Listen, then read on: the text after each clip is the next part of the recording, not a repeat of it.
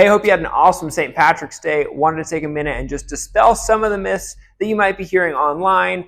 It might be breaking news. It might be the best thing that's ever happened. It might be the worst thing that's ever happened. Everyone on social media who has any sort of say in real estate has an opinion on what's going on right now. So I wanted to tell you what my thoughts are. First and foremost, nothing has been finalized yet. So there has been a settlement that has been agreed to by the National Association of Realtors and whoever was suing them. And it hasn't been finalized yet, which means it hasn't actually been signed off by a judge, which means no laws are changing, nothing has shifted, nothing has really been different. As a result of this, some states are really going to be feeling a squeeze in how they've been practicing, which I think probably a lot of the states that originated some of these claims probably, and some of these lawsuits, probably were doing some things fairly incorrectly. Washington has been far ahead of the curve, and as a result of this, there's not going to be a ton that's going to be changing. So what we've been hearing is that there's no more buyer brokers and that the whole system is completely changed. That's just categorically not true. So what has changed is that a seller is no longer required to offer a buyer broker compensation. This has already been true in Washington state. It's been true over on the west side of the state in the Northwest MLS for a handful of years, and it's been true in Spokane for at least 6 months or even longer.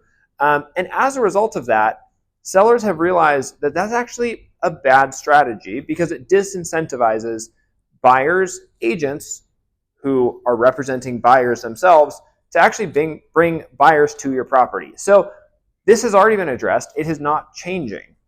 Probably the biggest shift that we're going to see is in real estate agents who are representing buyers. They need to have predetermined negotiations with their buyers on, hey, this is what my fee is. So we here at the Baxter Home Team, we are a full service brokerage. We show you homes on your schedule. We do all of the paperwork. We have errors and omissions coverage, insurance, all of the things. We are full service. So we are a 3% brokerage. That has been the case, and that will continue to be the case as we're representing buyers.